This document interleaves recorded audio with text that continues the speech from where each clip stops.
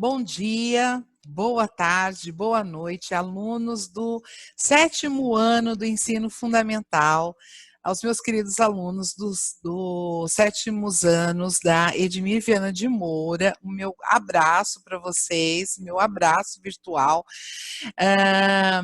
E nós vamos hoje falar sobre a crônica. As últimas aulas que vocês assistiram na TV educativa, lá do Centro de Mídias, a primeira aula foi sobre figuras de linguagem, a segunda aula foi sobre variações linguísticas, e depois, então, vocês tiveram aulas sobre crônica. E o que é a crônica?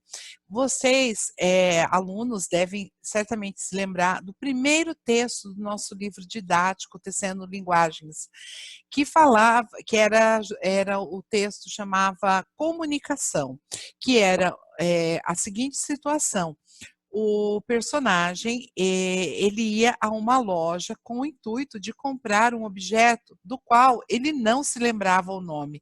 E ele teve toda uma dificuldade para poder se explicar para o vendedor, que calmamente estava lá disposto a compreendê-lo, a atendê-lo, e finalmente o que ele queria comprar era uma coisa super simples. Era um alfinete de segurança. Vocês se lembram? Então, esse texto, ele é uma crônica. Como toda crônica, ele é um texto curto, com poucas personagens, e pode ser um texto leve, um texto humorístico, como é no caso dessa crônica. Pode ser crônicas, nós temos às vezes crônicas reflexivas, crônicas jornalísticas, certo? Essa crônica Comunicação, que tem lá, que é o primeiro texto lá do nosso livro, ela tem, então, lá os personagens que são o vendedor e o cliente. Tem lá uma situação inicial, que é o vendedor querendo comprar um objeto, só que ele não se lembra o nome. O vendedor, ele propõe que o cliente faça um desenho para que ele possa entendê-lo, né, compreendê-lo, só que ele não sabe desenhar nem casinha com fumaça. Você se lembra desse texto? Então, se vocês não se lembram, dá lá uma passadinha. E para os alunos do 7º ano D, E e F, eu pedi que fossem feitas algumas pesquisas de algumas crônicas. Vocês estão lembrados? Vocês até expuseram as pesquisas, as crônicas que vocês realizaram, as pesquisas que vocês realizaram.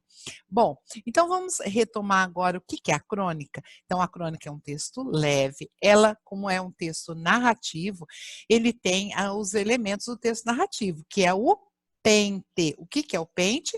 Personagem, enredo, narrador, tempo e espaço. O enredo, nós temos sempre uma situação inicial, um conflito, que é o que vai gerar toda a narração. Nós temos o clímax, que é a situação de maior tensão, de maior emoção, e o desfecho ou desenlace, que é a conclusão, o desfecho da crônica, certo? Vamos rever algumas características da crônica? Vamos lá. Vamos lá.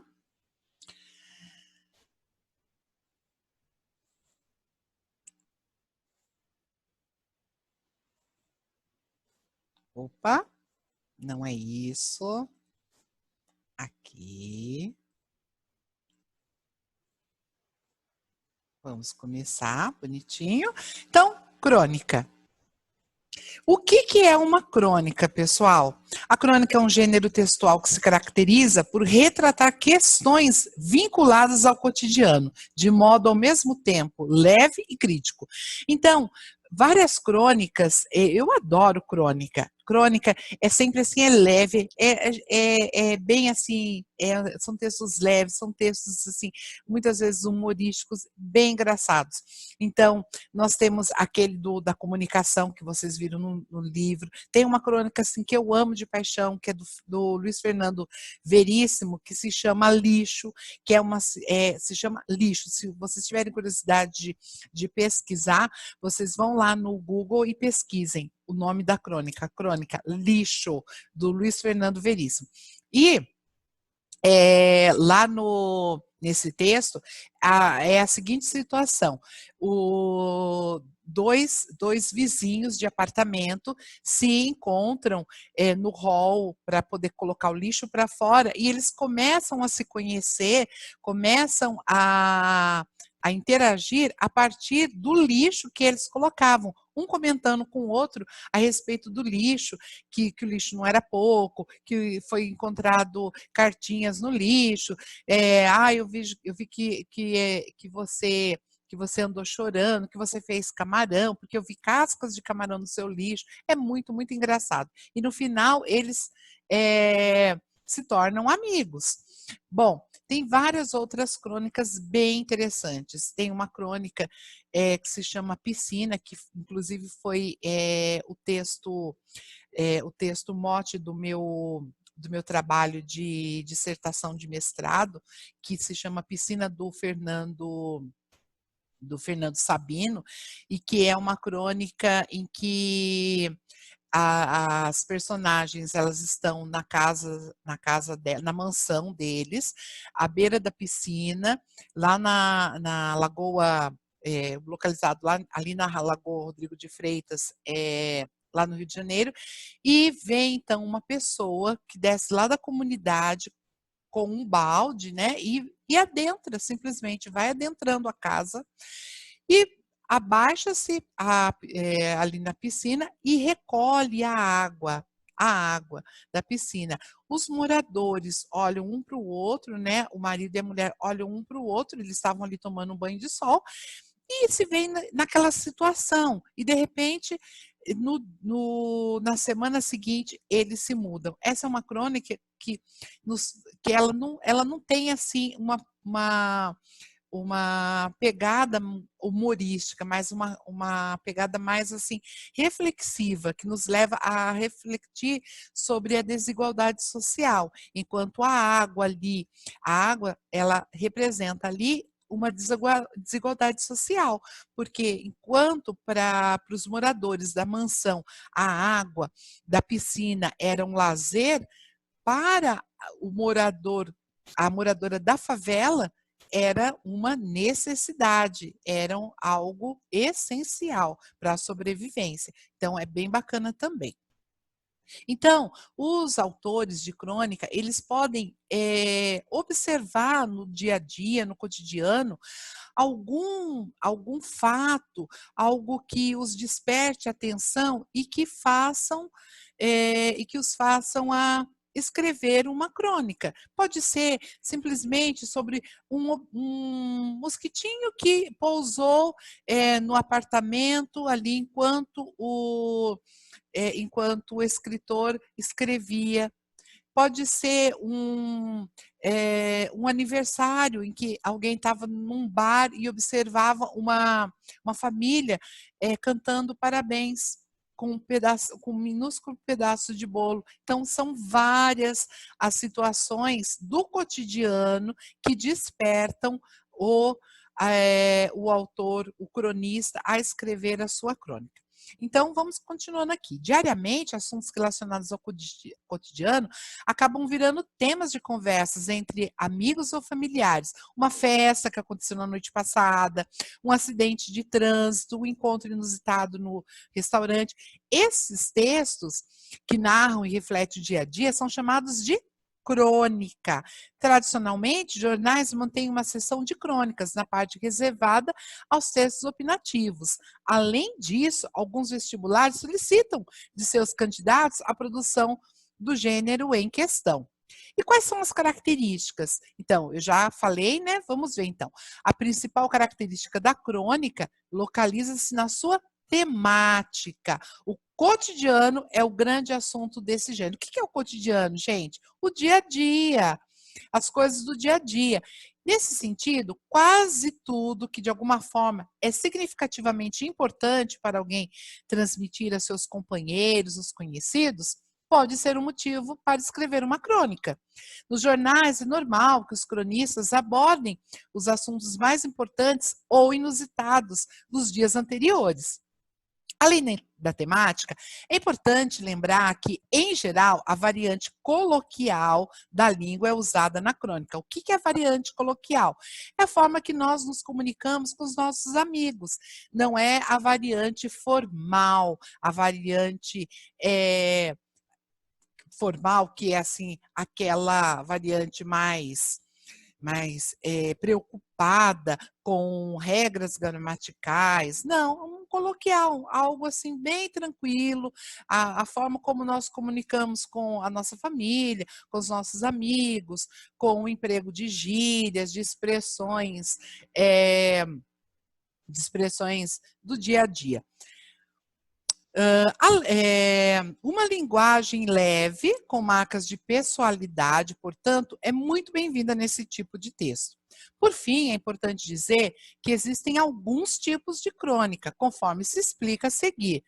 A narrativa, então, a tipologia predominante nesse tipo de crônica é a narrativa, conforme o nome já sugere. Isso significa que o enredo com personagens, tempo e espaço será contado. É o pente, personagem, enredo, narrador, tempo, aonde aconteceu, e o espaço, aonde onde as ações, se as ações ocorrem. Tradicionalmente, não há espaço para longas reflexões ou argumentação nesse tipo de crônica. E a humorística? Para além das divisões anteriormente citadas, é possível perceber que, na grande maioria das vezes, a crônica é um gênero humorístico. Por isso ele é tão gostoso de ler. Seja com humor mais sutil ou com uma acidez declarada, os cronistas, não raro, recorrem à comédia e buscam o riso.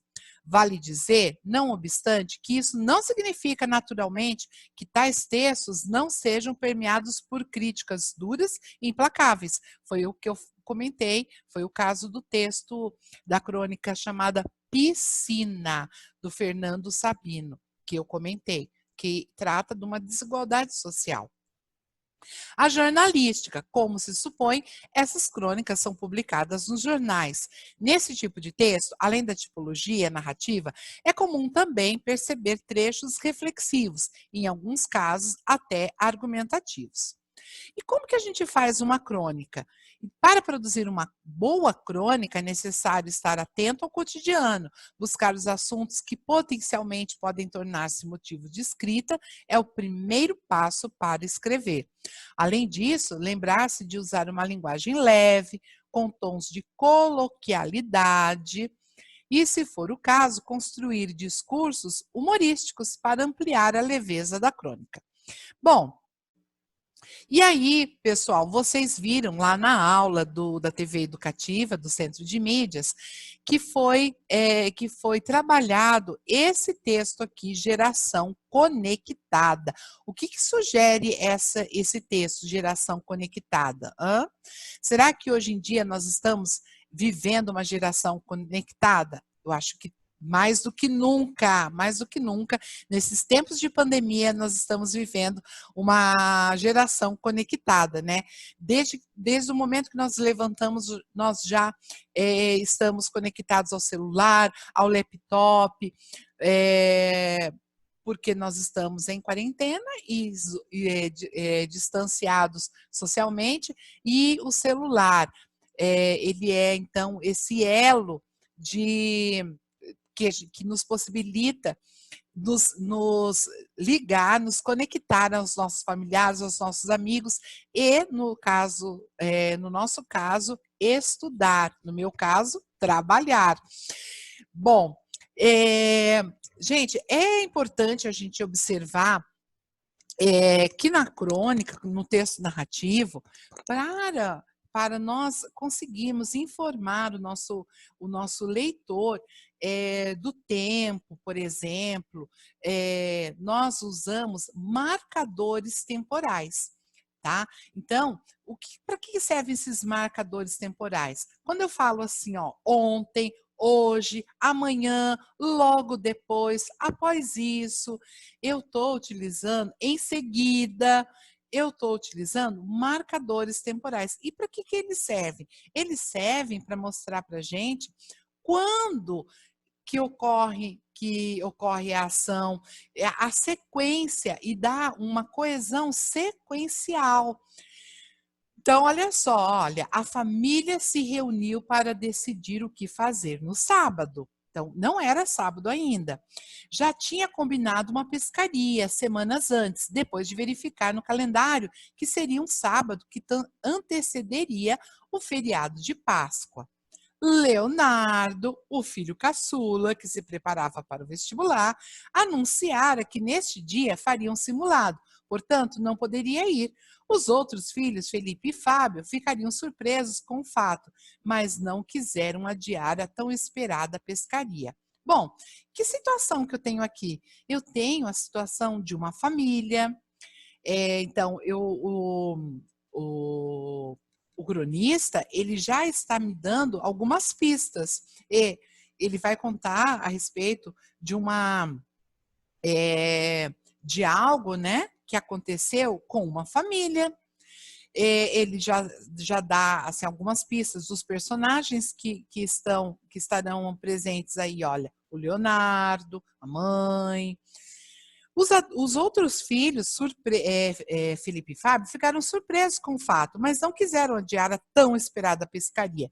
Diante da situação, o pai combinou a ida com os filhos e a mãe preferiu ficar em casa para adiantar as tarefas domésticas e também fazer companhia ao filho que precisara de apoio nesse momento. Amanheceu um sábado lindo de sol. Olha só. Logo de madrugada, tá vendo aí? É um marcador temporal. Tá mostrando para mim quando que está acontecendo a ação. Os três saíram para o lazer programado. Leonardo, ansioso com o simulado do vestibular, acordou cedo e, após o café, se programava para sair. Mãe, hoje vou para o cursinho e assim que terminar meu simulado, te aviso. Você vai sair de casa depois? Não, filho. Vou cuidar das tarefas da casa e depois que você chegar, podemos ir ao shopping para um lanche, pode ser?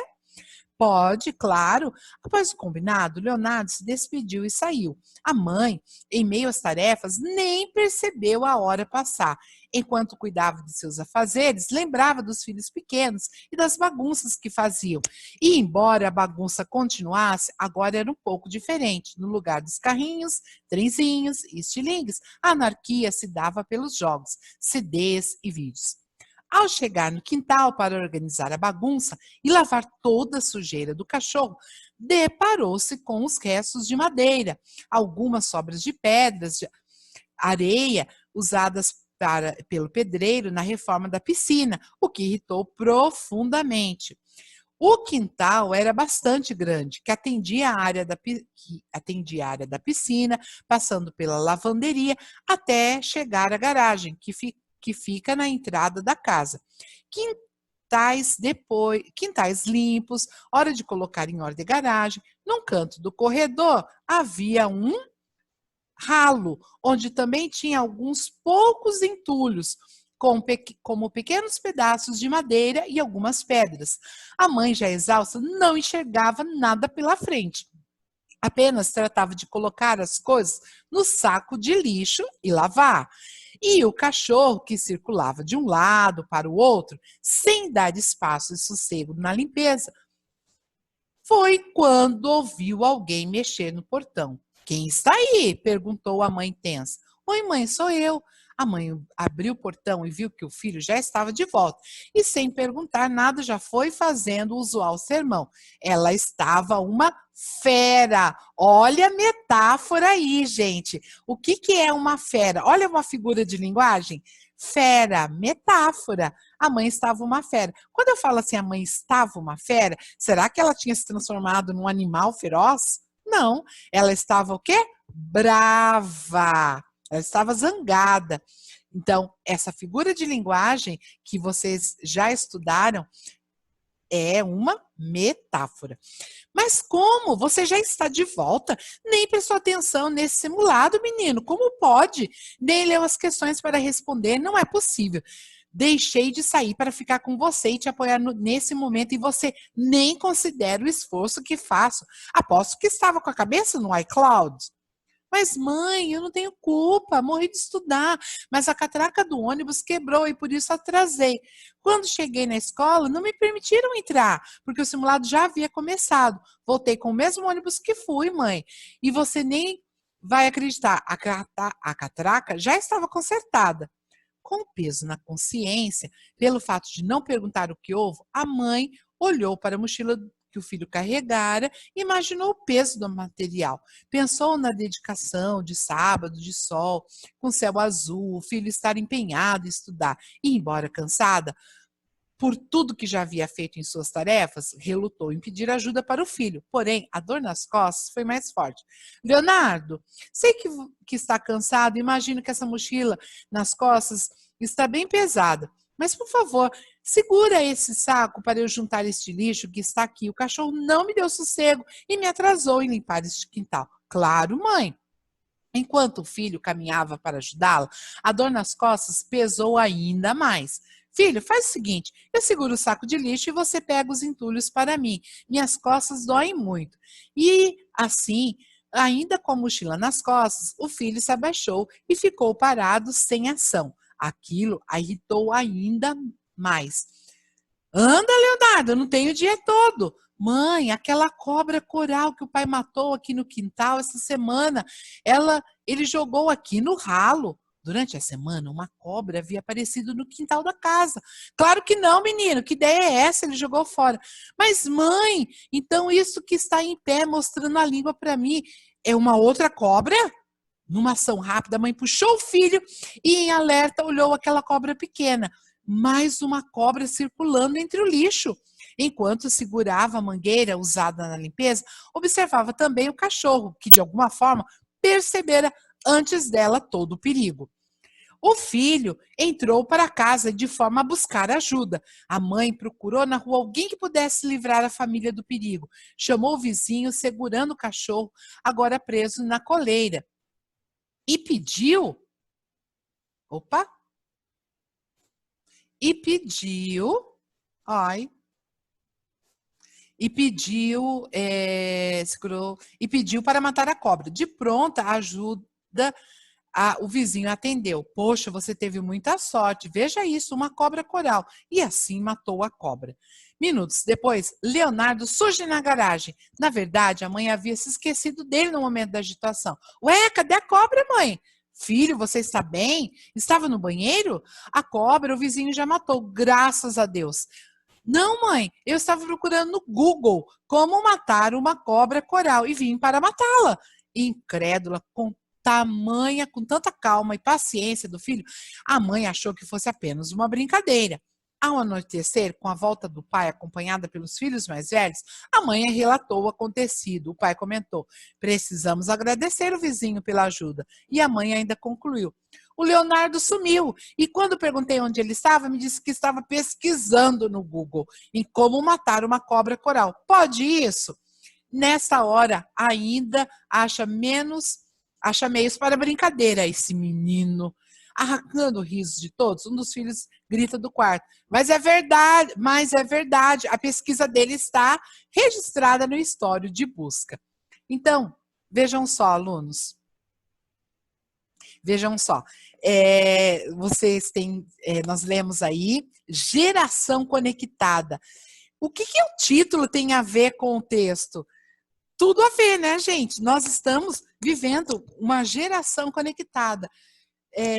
Hoje em dia, a gente não pode dizer que só os jovens são uma geração conectada, mas nós, adultos, velhos, crianças, todos nós estamos mais do que nunca vivendo uma geração conectada. E esse texto, ele é bem assim, é leve, tem uma coisa de humor muito engraçado, né? Até porque o Leonardo, ele foi ao invés de ajudar a mãe, o que ele foi fazer? Ele foi buscar ajuda no Google, porque hoje em dia, quando a gente precisa de ajuda, quando a gente precisa de uma informação, a gente recorre a quem? Ao Google. Lá tem tudo, né? Então, só é preciso filtrar as informações que a gente busca por lá. Gente, essa foi nossa aula de hoje. Eu espero que vocês tenham gostado. Eu espero que vocês estejam estudando e depois vai ter lá um arquivo no Google Classroom para vocês relerem o texto e responderem as perguntinhas, tá bom? É isso, um beijo, um abraço para vocês. Fiquem com Deus, continuem se cuidando, fiquem em casa e eu espero logo, logo estar com vocês lá na escola. Um abração.